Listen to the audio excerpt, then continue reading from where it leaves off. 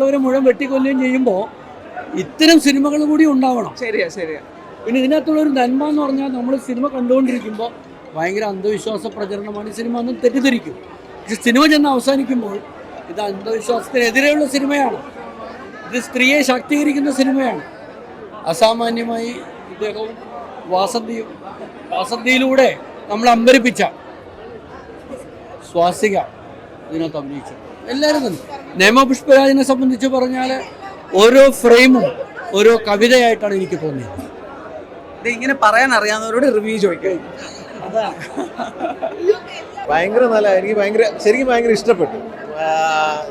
ഞാൻ ഇതല്ലായിരുന്നു എക്സ്പെക്ട് ചെയ്തത്, പക്ഷെ എനിക്ക് ഇഷ്ടപ്പെട്ടു.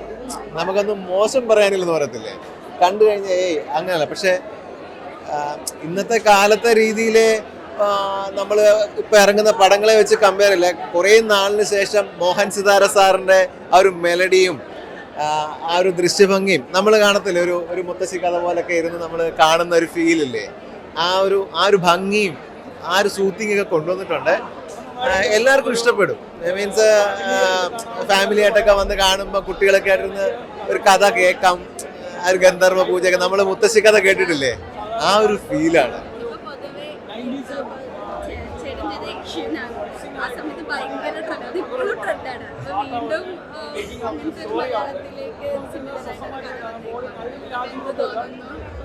ഇപ്പം യക്ഷിയും ഞാനുമാണ് എന്നെ ആ ഒരു ഇതിൽ എത്തിച്ചത്.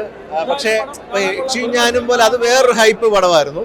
എന്നതുപോലെ ഇതൊരു വലിയ അതിനുശേഷം ഒരു കംബാക്ക് അങ്ങനൊന്നും എനിക്ക് അവകാശപ്പെടുത്താൻ ഞാൻ പറയുന്നില്ല. ഇത് ആ ക്യാരക്ടർ അങ്ങനൊരു ക്യാരക്ടറാണ്, സബ്ജക്റ്റ് അതാണ്, അതിന് നീതി പുലർത്തുന്ന രീതിയിൽ എനിക്ക് ചെയ്യാൻ പറ്റിയെന്നാണ് ഞാൻ കരുതുന്നത്.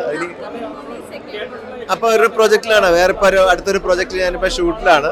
അടുത്ത മാസം വേറൊരു പ്രൊജക്റ്റ് ഇങ്ങനെ ഷൂട്ടിൻ്റെ അതിനു വേണ്ടി താടിയൊക്കെ ഇത് പ്രിപ്പയർ ചെയ്തിരിക്കുകയാണ്, സ്റ്റേ ചെയ്തിരിക്കുന്നത്. അതെ, താങ്ക് യു സോ മച്ച്.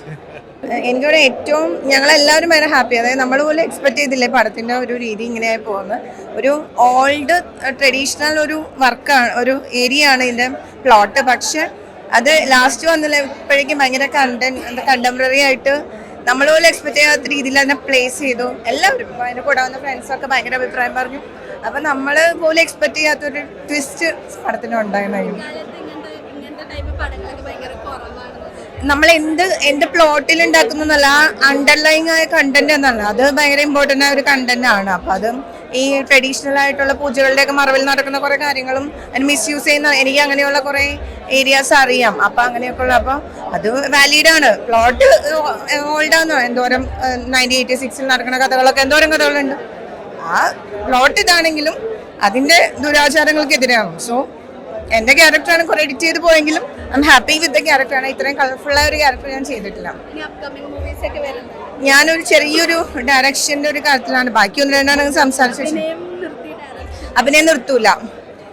ഞാൻ പഠിച്ച ഡയറക്ഷനാണ്, അപ്പോൾ കുറേ നാളെ ആഗ്രഹിക്കുന്നു. അപ്പോൾ അങ്ങനെ ഒരു ചെറിയ കാര്യങ്ങൾ ചെയ്യുന്നുണ്ടാകും. Thank you so much. പടം നന്നായിരുന്നു. നമുക്ക് ഇന്നത്തെ ഒരു ജനറേഷൻ ആണെങ്കിലും ഈ പടം കാണാം, ബോറടിക്കില്ല. യങ് ജനറേഷൻ ആണെങ്കിലും പടം കാണാം. തീർച്ചയായിട്ടും 90s 80s ആളുകൾക്ക് ഇഷ്ടപ്പെടുന്ന പടം തന്നെയായിരിക്കും. കാരണം ഒരു ക്ലാസിക് മൂവിയാണ്, നല്ല പാട്ടുണ്ട്, അതിൻ്റെ ക്യാമറ വർക്കാണെങ്കിലും സീനറീസ് ആണെങ്കിലും നമുക്ക് ബോറടിക്കാതെ കാണാം. പിന്നെ ഒരു സ്റ്റോറി നമുക്കൊക്കെ അറിയാവുന്ന സ്റ്റോറി ആണെങ്കിലും വ്യത്യസ്തമായിട്ട് ഇത് പ്രസൻറ്റ് ചെയ്തിട്ടുണ്ട്.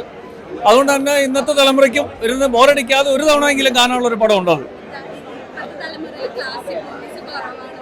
അതാ പറഞ്ഞേ, ഇപ്പോൾ ഒരു അങ്ങനെ ഒരു ഇതുണ്ടല്ലോ. അങ്ങനെ നോക്കുമ്പോൾ ഇന്നത്തെ ജനറേഷൻ ഇപ്പോൾ സ്വാസികയും ഇവർ യൂത്തന്മാരൊക്കെയാണ്. അതുകൊണ്ട് തന്നെ ആ സ്റ്റോറി ലൈൻ നന്നായിട്ടുണ്ട്. പിന്നെ ജോയ് മാത്യു ചേട്ടനൊക്കെ ഭയങ്കരമായിട്ട് അഭിനയിച്ചിട്ടുണ്ട്, നല്ല അടിപൊളിയായിട്ട് അഭിനയിച്ചു. നമ്മൾ നരേന്ദ്രപ്രസാദ് അല്ലെങ്കിൽ തിലകൻ ചേട്ടൻ അവരൊക്കെ ഒരു മിസ്സിംഗ് സ്ഥാനത്ത് ആ ഒരു റോളിലേക്ക് അദ്ദേഹം വന്നത് അത് ഭംഗിയായിട്ട് കയറി ചെയ്ത് നന്നായിട്ടുണ്ട്. അപ്പോൾ എന്തായാലും ഒരു പ്രാവശ്യമെങ്കിലും ആൾക്കാർക്ക് കാണാവുന്ന പടമാണ്, ഒരിക്കലും അത് നഷ്ടം വരില്ല. നല്ലായിരുന്നു, എല്ലാവരും അടിപൊളിയായിരുന്നു. So good. സ്വാസിക, രമി ചേച്ചി എല്ലാവരും അടിപൊളിയായിരുന്നു. അടിപൊളിയായിരുന്നു. ഇഷ്ടമായി. അതെ, നോക്കാം.